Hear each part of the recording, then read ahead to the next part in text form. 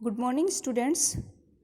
आज हम थर्मोकेमिस्ट्री के या फिर अपन यूँ कह सकते हैं कि टाइप्स ऑफ एंथैल्पी चेंज के बारे में अध्ययन करेंगे। तो आज का टॉपिक जो हमारा है कि एंथैल्पी के विभिन्न प्रकार की या फिर अपन यूँ कह सकते हैं कि विभिन्न प्रकार की जो अभिक्रियाएं होती है जिनमें एंथैल्पी चेंज होती है, जैसे heat of formation, heat of combustion, heat of sublimation, इनके बारे में अध्ययन करेंगे। तो एंथैल्पी चेंज जो होता है कि कोई भी अगर अपन अभिक्रिया करवाते हैं, केमिकल रिएक्शन होती है, उसके अंदर यानी कांस्टेंट वॉल्यूम या कांस्टेंट प्रेशर पर किसी न किसी प्रकार की ऊष्मा का या तो अवशोषण होता है या फिर उत्सर्जन होता है। तो इस अवशोषण और उत्सर्जन के दौरान उसकी हीट में जो या हीट के अमाउंट में जो चेंज आते हैं उसको अपन एंथैल्पी चेंज कहते हैं और इसे अपन डेल्टा एच के द्वारा डिनोट करते हैं।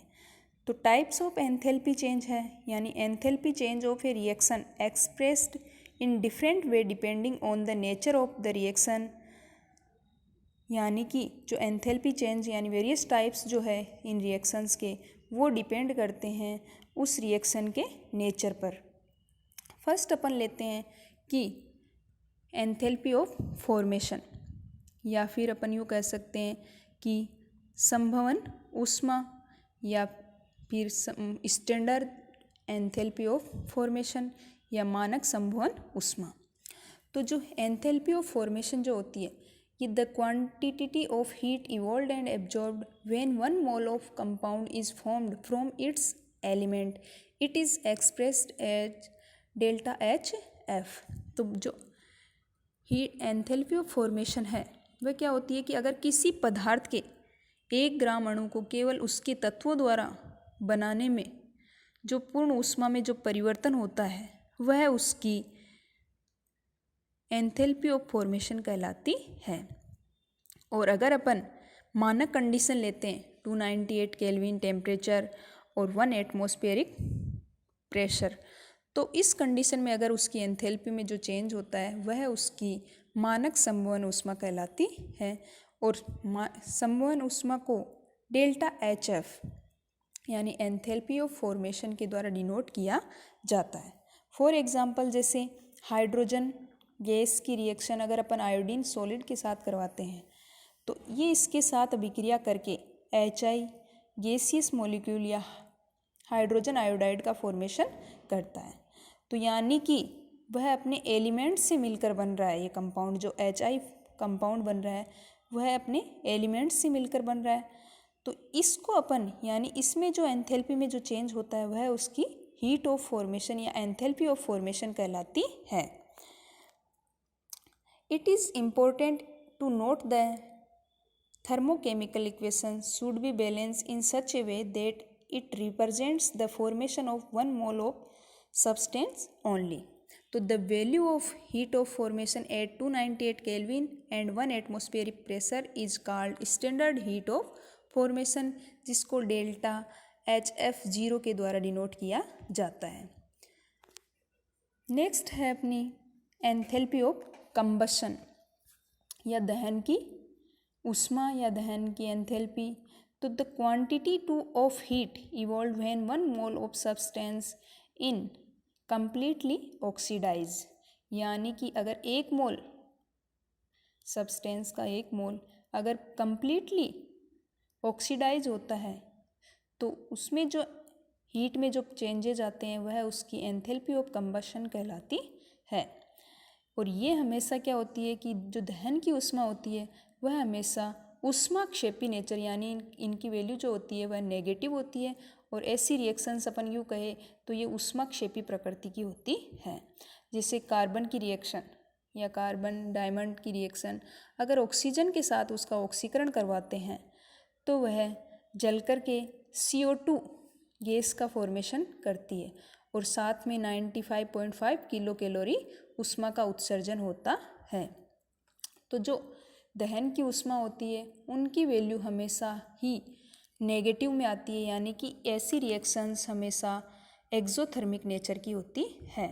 तो the heat of combustion is very useful in calculating the heat of formation which is otherwise not possible in some cases. तो ये हीट ऑफ फॉर्मेशन के कैलकुलेटिंग में भी काम आती है। नेक्स्ट है कि ये कैलोरीफिक वैल्यू यानी जो ईंधन की कैलोरीफिक वैल्यू है उसके कैलकुलेशन में भी इसको काम में लिया जाता है। और जो कैलोरीफिक वैल्यू जो होती है वह होती है delta H upon atomic weight और मोलर मास, यानी कि जो एंथैल्पी में चेंज अपॉन एटॉमिक वेट मान लो या फिर उसका मोलर मास। तो जैसे फॉर एग्जांपल ब्यूटेन है, ब्यूटेन इवॉल्व करता है या उत्सर्जन करता है इतनी ऊष्मा का, कंबशन करवाते हैं तो 287 या 2878 कैलोरी ऊष्मा का यानी पर मोल। और तो इसकी कैलोरीफिक वैल्यू ज्ञात करनी है तो ब्यूटेन का अपन क्या देखेंगे, उसका मोलिकुलर वेट देखेंगे और मोलिकुलर वेट का भाग दे करके इसको डिवाइड करके यानी कि जो इसकी डेल्टा एच वैल्यू है या हीट ऑफ कंबशन में इसके मोलिकुलर वेट का भाग दे करके अपन कैलोरीफिक वैल्यू को ज्ञात कर सकते हैं। नेक्स्ट है एंथैल्पी ऑफ सॉल्यूशन या विलयन की ऊष्मा। तो the quantity of heat evolved और absorbed when 1 mole of a solute is dissolved completely in large excess of water so that further dilution of solution does not produce any heat change. यानी कि अगर अपन 1 मोल जो solute का 1 मोल जो है उसको अपन water की एक्सिस में अगर अपन कंप्लीटली डिजॉल्व करते हैं यानी कि उसका फर्दर डाइल्यूशन नहीं हो सकता, तब उसमें जो हीट में जो चेंजेज आते हैं वह उसकी हीट ऑफ सॉल्यूशन या एंथैल्पी ऑफ सॉल्यूशन कहलाती है। नेक्स्ट है एंथैल्पी ऑफ न्यूट्रलाइजेशन या उदासीनीकरण की ऊष्मा। तो the quantity of heat evolved when 1 equivalent of an acid is completely neutralised by 1 equivalent of a base in dilute solution. यानी कि डाइल्यूट सॉल्यूशन के अंदर एसिड और बेस दोनों का इक्विवेलेंट मास अगर दोनों आपस में न्यूट्रलाइज्ड होते हैं तो उसके न्यूट्रलाइजेशन रिएक्शन होने पर जो जितनी हीट इवॉल्व होती है वह उसकी उदासीनीकरण ऊष्मा कहलाती है। जैसे HNO3 एसिड और NaOH बेस आपस में अभिक्रिया करके NaNO3 और H2O का फॉर्मेशन करते हैं, तो ये बनने पर जो जितनी ऊष्मा का परिवर्तन हो रहा है तो वह उसकी न्यूट्रलाइजेशन हीट कहलाती है। तो हीट ऑफ जो न्यूट्रलाइजेशन होती है स्ट्रॉन्ग एसिड और स्ट्रॉन्ग बेस के लिए वह हमेशा 13.7 किलो कैलोरी और 57 किलो जूल के बराबर होती है। अगर दोनों स्ट्रॉन्ग है यानी एसिड भी स्ट्रॉन्ग है और बेस भी स्ट्रॉन्ग है, दोनों स्ट्रॉन्ग होने पर न्यूट्रलाइजेशन की जो हीट होती है, हीट ऑफ न्यूट्रलाइजेशन होता है वह हमेशा फिक्स होता है 13.7 किलो कैलोरी या फिर 57 किलो जूल। अगर उसमें से यानी क्योंकि on the basis of electrolytic dissociation theory it has been clearly explained कि this heat of neutralisation is merely the heat of formation of water from H+ of an acid OH- ion of base. तो इनके दोनों के द्वारा यानी कि जब जो हीट ऑफ न्यूट्रलाइजेशन है अगर स्ट्रॉन्ग के बीच में है तो दोनों एसिड जो होगा H+ देगा और बेस जो है OH- देता है, दोनों आपस में क्रिया करके H2O का फॉर्मेशन करता है और इसकी जो हीट ऑफ फॉर्मेशन जो होती है वह 13.7 किलो कैलोरी के बराबर होती है। तो the heat of neutralisation in case of weak acid and weak base is somewhat less than 13.7 kilo calorie. यानी कि अगर अपन स्ट्रॉन्ग लेते हैं तो हीट ऑफ न्यूट्रलाइजेशन है वो हमेशा फिक्स 13.7 किलो कैलोरी या फिर 57 किलो जूल के बराबर होती है। अगर वीक लेते हैं तो इसका मान हमेशा 13.7 किलो कैलोरी से कम होता है, क्योंकि जो कुछ एनर्जी जो होती है वह उन इलेक्ट्रोलाइट्स को डिसोसिएट करने में काम में ली जाती है। यानी कि अगर स्ट्रॉन्ग है तो वैसे ही वह आयनों में कन्वर्ट रहते हैं, जबकि वीक होने पर क्या होता है कि उनको आयनों में कन्वर्ट करना पड़ता है या उनको तोड़ना पड़ता है। तो तोड़ने के लिए जो एनर्जी चाहिए होती है वह एनर्जी इसमें से खर्च हो जाती है, इसलिए इनका जो मान आता है वह 13.7 से किलो कैलोरी से कम होता है। इसी प्रकार है कि अगर अपन स्ट्रॉन्ग एसिड मान लो, वीक बेस मान लो और इनके साथ रिएक्शन करवाते हैं तो भी इनका मान क्या होता है कि कम होता है। तो the heat of neutralisation is measured in lab by polythene और पॉलीस्टाइरीन बोटल्स। नेक्स्ट है एंथैल्पी ऑफ न्यूट्रलाइजेशन, यानी कि इसका मान जो है एक मोल सब्सटेंस को, या फिर अपन यूँ कह सकते हैं कि एक मोल सब्सटेंस को कंप्लीटली आयंस में कन्वर्ट करते हैं तो जितनी ऊष्मा की आवश्यकता होती है उसे अपन हीट ऑफ न्यूट्रलाइजेशन या एंथैल्पी ऑफ न्यूट्रलाइजेशन कहते हैं। जैसे H2O है वो H+ और OH- आयन में कन्वर्ट हो रहा है, तो जितनी ऊष्मा की आवश्यकता है उसे, तो वह उसकी एंथैल्पी ऑफ न्यूट्रलाइजेशन कहलाती है। अगला टाइप है एंथैल्पी का एंथैल्पी ऑफ डाइल्यूशन, यानी कि the quantity of heat evolved or absorbed when solution containing 1 mole of a solution is diluted from one concentration to another। यानी कि अगर एक मोल सॉल्यूशन के एक मोल को अगर अपन एक कंसंट्रेशन से दूसरी कंसंट्रेशन तक डाइल्यूट करते हैं तो जितनी ऊष्मा का अवशोषण या उत्सर्जन होता है वह उसकी एंथैल्पी ऑफ डाइल्यूशन कहलाती है। जैसे KCl है पोटेशियम क्लोराइड, उसका 20 मोल H2O के साथ उसकी रिएक्शन करवाते हैं तो 20 मोल युक्त KCl का सॉल्यूशन बनता है अपने पास, तो इतनी ऊष्मा का उत्सर्जन यानी कि 3.8 किलो कैलोरी ऊष्मा का उत्सर्जन होता है।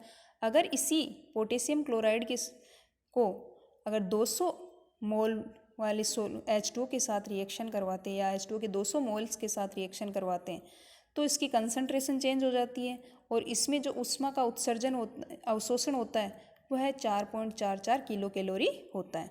तो जो इसकी यानी कि एक कंसंट्रेशन से दूसरी कंसंट्रेशन में अगर अपन डाइल्यूशन करते हैं किसी सॉल्यूशन के एक मोल का, तो जितनी ऊष्मा अवशोषण या उत्सर्जन होता है वह एंथैल्पी ऑफ डाइल्यूशन कहलाती है।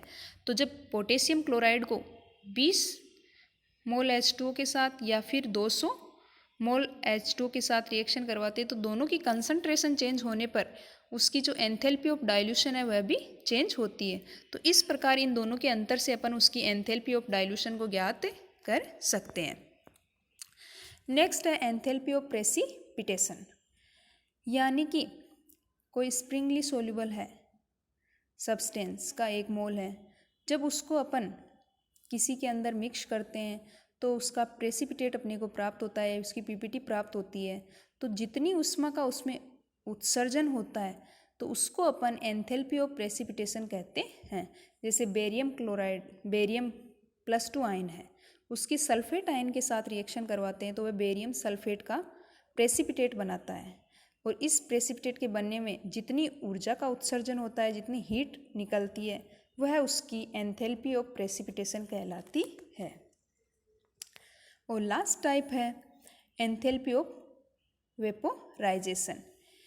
It is the change in enthalpy when 1 mole of substance is converted from liquid to gaseous state at its boiling point।